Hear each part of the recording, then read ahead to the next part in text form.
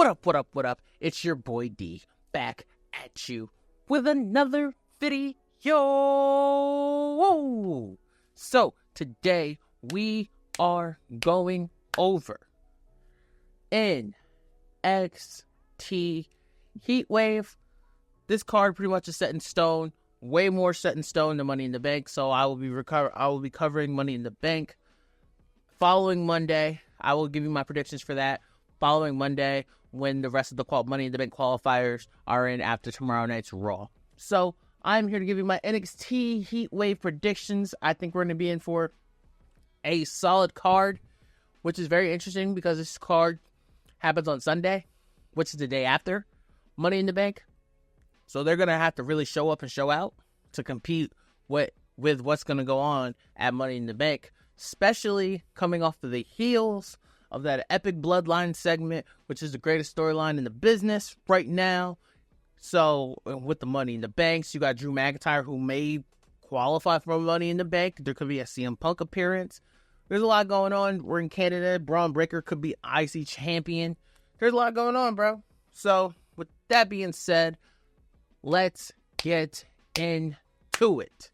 So, today, the first matchup we are going to talk upon is Nathan Frazier and Axiom versus Chase University for the tag team titles. I don't know. I think within all of WWE and maybe AEW too, I feel like there is a real giant lapse of tag team wrestling, where, I just don't feel like it's exciting as it used to be. And I'm not saying the matches are trash or anything. There's just not a lot of excitement, period, for tag team wrestling. And tag team wrestling is very difficult. It's a very difficult art because there's more than one other counterpart you have to get in the ring with. There's a timing thing. There's trying to tell a story between four people. Promo work, promo time. Do they get promo time? Match time. There's a lot that goes into this. Are the tag teams, do they gel? Do they work? There's a lot going on in tag team wrestling.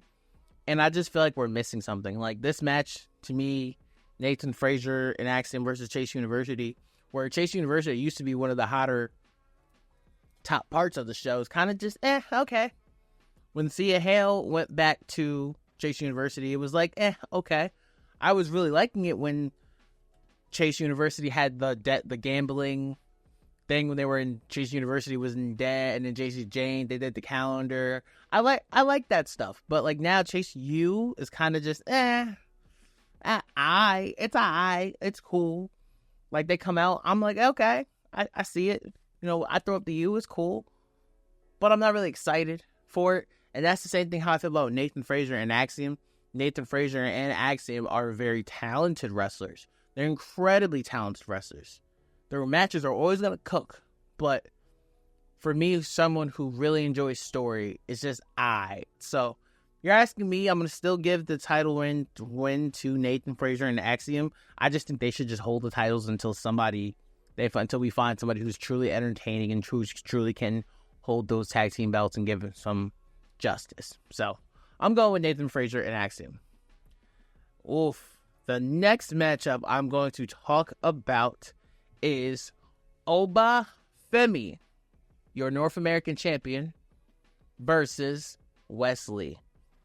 I'm really excited for this match because it's really a David and Goliath story. Oba Femi is no joke. Bro is big as hell. Big as hell, and he's only 26. He looks like a monster. Versus Wesley, who's very fast, very quick, very agile, incredible athlete, incredible wrestler.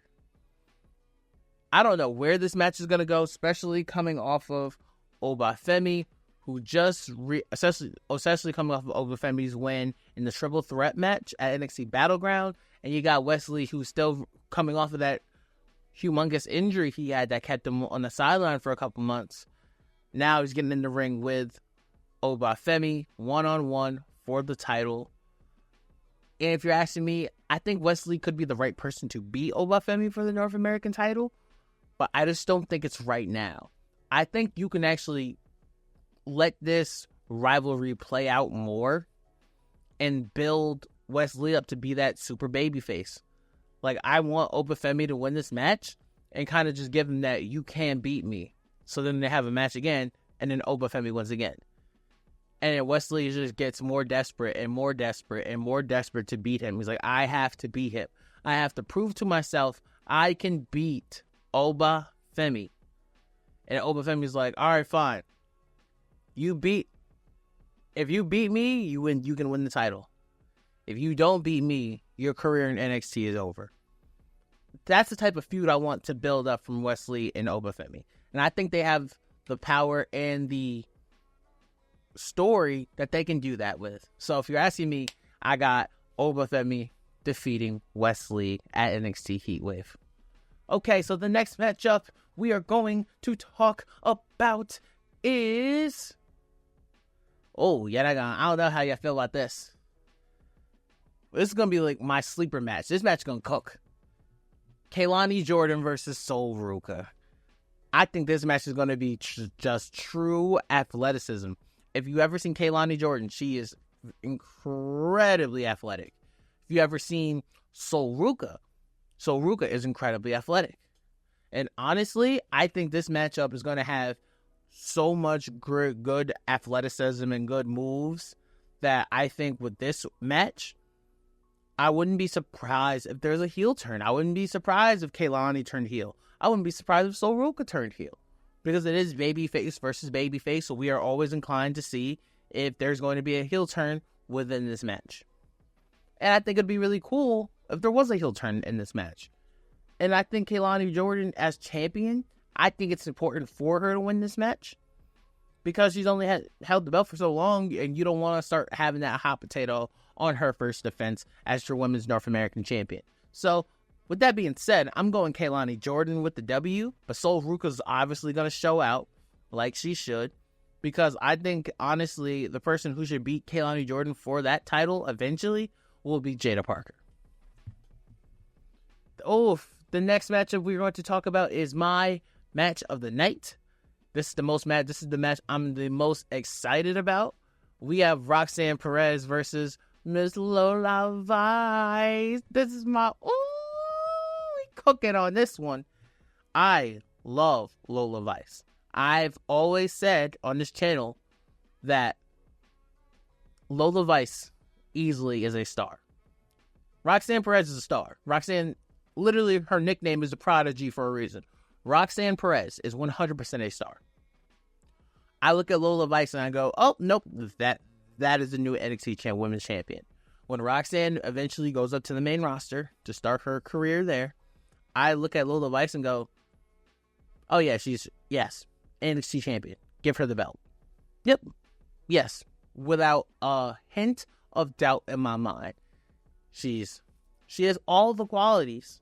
It's the same reason what I've seen in Tiffany Stratton. It's the same reason. You don't have to have all the qualities, but you have to have some type of star power, some type of drip, okay? For example, you look at a Shayna Baszler. I don't think anybody in the world has ever said Shayna Baszler, ooh, she's sexy as hell. I don't think anybody's ever said that. Any WWE fan has ever said that. But you look at Shayna Baszler, and she's like, yo, she'll fuck you up. She'll kick your ass. We're not fucking with her. We gotta run. You see Shayna Baszler, you run the other way, right? Versus you look at a Tiffany Stratton. A Tiffany Stratton is, oh, she look good as hell.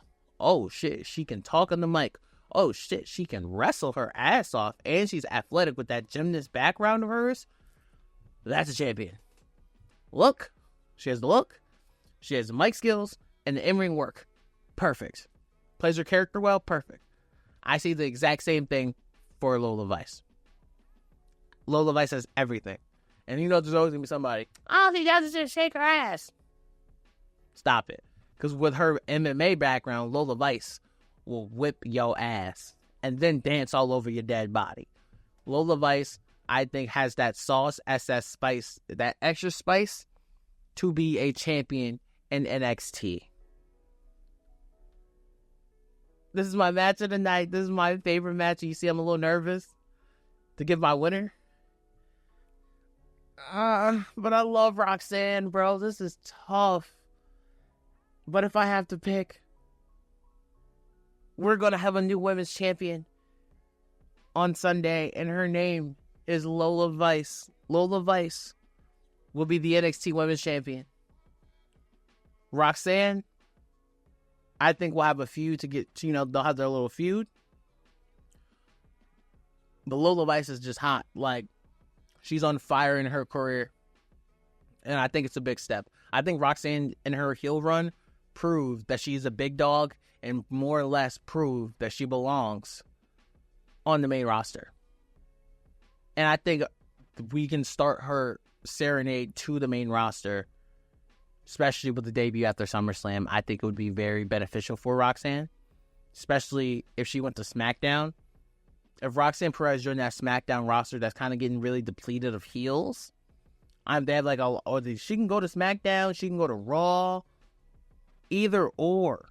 I think it's time for Roxanne Perez to finally hit the WWE main roster. So I'm going Lola Vice as your new NXT Women's Champion. And the final matchup on this card is Trick Williams versus Javon Evans Bouncy versus Ethan Page and Shawn Spears. This match is going to be fun. I love fatal four-way matches, triple threat matches, all those type of matches. Sign me up for because I love how chaotic they can get, and I love how they manage both the chaos and how anybody can win. The champion doesn't have to lose the title to win. I think they're fun, they're entertaining, and they're great to watch. Especially, I like that Shawn Spears is getting his first shine, pretty much probably going to be in the main event. Ethan Page, back-to-back main events, good for him. Javon Evans, the young god, like damn near, 19, 20 years old, getting crazy like he do. And then you got Trick Williams. Now, with that being said, I think this match is going to be fun, very entertaining. There's no way in hell Trick Williams is going to lose this match. There ain't no way in hell. I think this match is going to cook, but then I think this match, we're going to get a good match, but then we're going to get a post-match angle somehow of something. I think something after the match is going to happen, which is going to be a big deal, versus the actual match. So I'm looking for a post-big match scene that's going to make the match, that's going to be more talked about than the match itself. But I do got Trick Williams winning this match. I don't think there's no way in hell you take the title off your biggest star right now. That would be foolishness. That would be absolutely psychotic. So, that being said, I am going with Trick Williams. He is still your NXT champion. That is my NXT Heatwave review predictions. Let me know who you guys got winning in the comments below. I love y'all. I appreciate y'all. I gotta watch AEW Forbidden Door tonight, so we gonna see what that's about. So, thank y'all for listening. Thank y'all for watching. It has been your boy D. Forever gang, until forever finds you.